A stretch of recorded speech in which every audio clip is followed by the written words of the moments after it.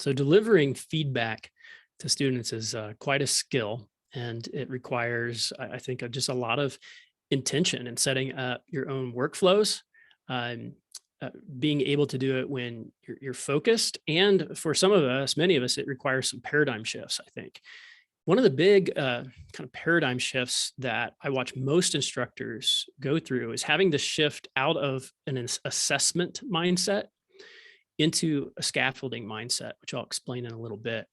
And an easy way to remember this is just the difference between summative and formative feedback. So feedback, usually like something you would give on a final exam. So this is, we'll talk about GPS unit in a little bit. Again, the idea, if you're on a trip and if you're traveling like my wife recently did from Castle Rock, Colorado to Long Beach Island, New Jersey, the summative feedback is like, did I get there? am I standing in the right location? Did I arrive? Did I meet the learning objective? So usually this is later in the course, and it's a little more straightforward. It's kind of, did I get there or not? And how do you know the student got there?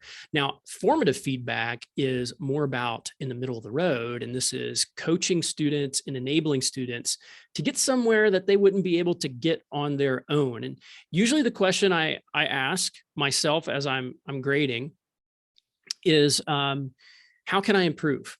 I pretend to be the student and say like, hey, professor, teacher, like how could I do this better? Or what's missing that needs to be included? Or what would take, scaling questions are good. Like what would take this from a quality of 6 to a quality of 8? Maybe that student's not ready to jump to a 10, but what does it look like to do an incremental improvement? That's the difference between summative and formative feedback. The other thing that's really important is that it's prompt, because if your students have submitted something and you're getting to them, several weeks later, they can't use your feedback is kind of like yesterday's news. They're not going to be able to use that to improve on the subsequent assignments. You want them to benefit from that quickly. So you have to find ways to do this that are just time efficient. So let me share with you 2 mental models that help me make that shift to focusing on putting most of my time into more formative feedback with my students. The first one is this idea of the zone of proximal development. So this is where your students should be. They should be in this middle space during most of your course, and you're helping them move to the right. So on the left, things that students can do all on their own. Now, if they can do everything on their own, like they don't need a class, right? So they step into this gray area in the middle, and these are things they can do with your help, or with the help of a resource that you've built, like a rubric that helps guide them in creating a quality assignment. And then on the far end is where you want to get, and these are things that you can't yet do. No matter, I'm sorry, this is not where you want to go, but this is where you might be over challenging your students, right? Things you can't yet do, no matter how much support you get. So the learning happens in the gray area. You kind of drown over in that dark end of the area. And in this middle is where we're providing the support that students need. So I'll give you an example of a course I was teaching where I realized students were being thrown into the deep end, and how I was able to go back and remediate the situation. So I was teaching a church history course, and it was one that I didn't personally design. I was adjuncting for it. And at the end of the course, my students are writing a research paper on a history topic, a church history topic of their choice. Now, the problem was that I found out that most of these students had not done a history paper, a research paper, a legitimate research paper in most of them over 10 years, some of them maybe never. The second thing is that it was their first semester, many of them. So they had not taken any other courses that helped them to build research skills. So they were getting thrown into that dark arrow part, things you can't yet do no matter how much support you get. So first, I had to pare down the assignment a little bit. Second, I created a rubric so that my students could see the different pieces. I broke the assignment down to different pieces and parts because they were overwhelmed by this huge thing.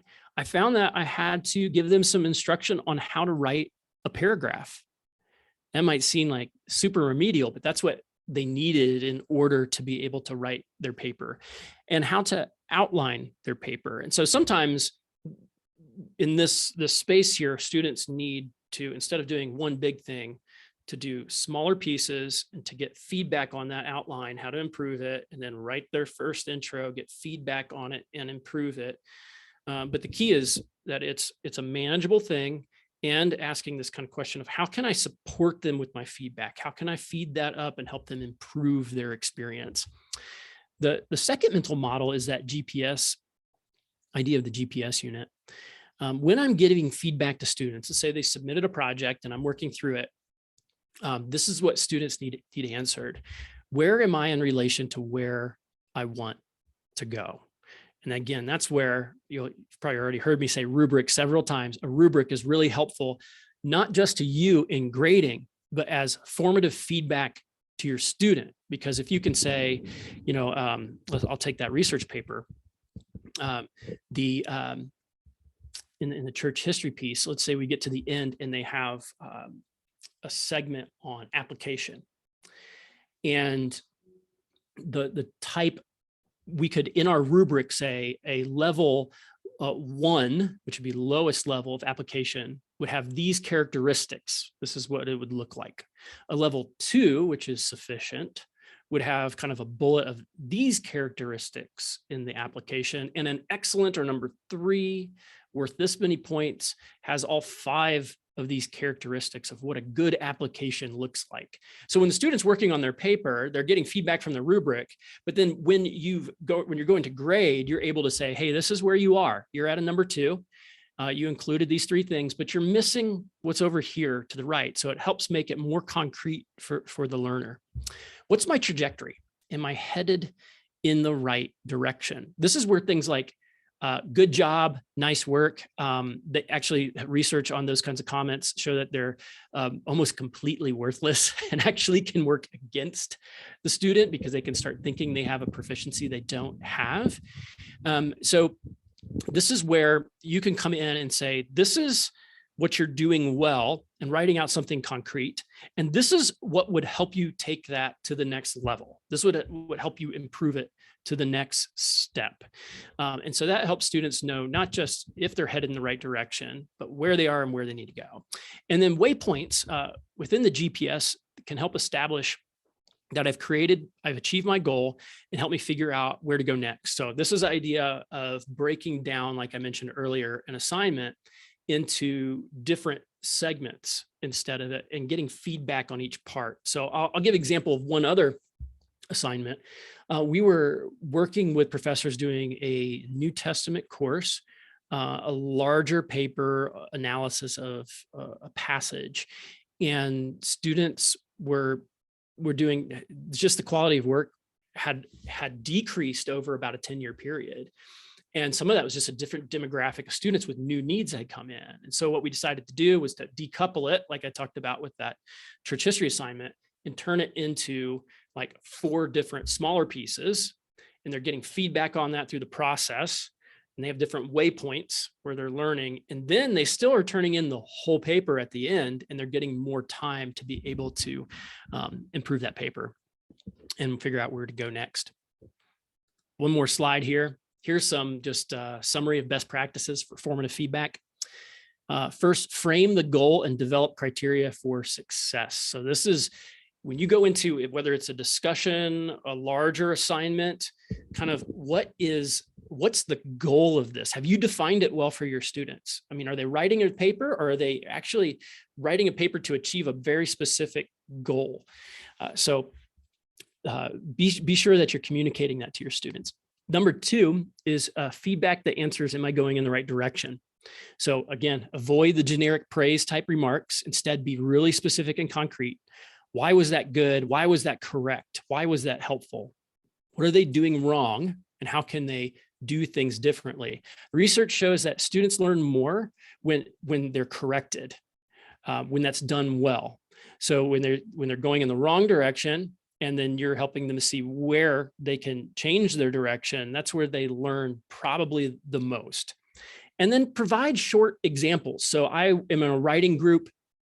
And the person who does critiques of my writing, she'll say, hey, this is clunky, but she won't end there. She'll give me an example of how I could take that sentence and improve it.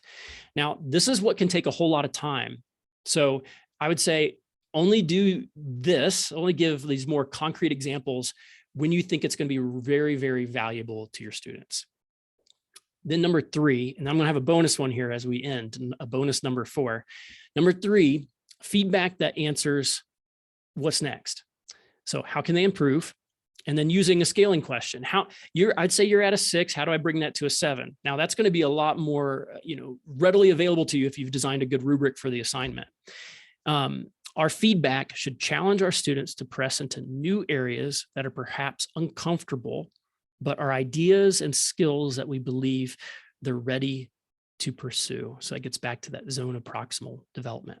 And then the bonus one may seem obvious, but it is teach your students how to access their feedback. They may not know. So in your communication, say, hey, I expect you to go in and look at this feedback, and we're going to have a discussion about it. So that adds actually probably bullet point number 5, and that would be putting some accountability or debrief attached to the feedback if it's important. So if it's you don't have to do this on everything, but if it's a major assignment, it's probably worthy of having a debrief time in an asynchronous or a synchronous format. So be sure that they know how to access that feedback.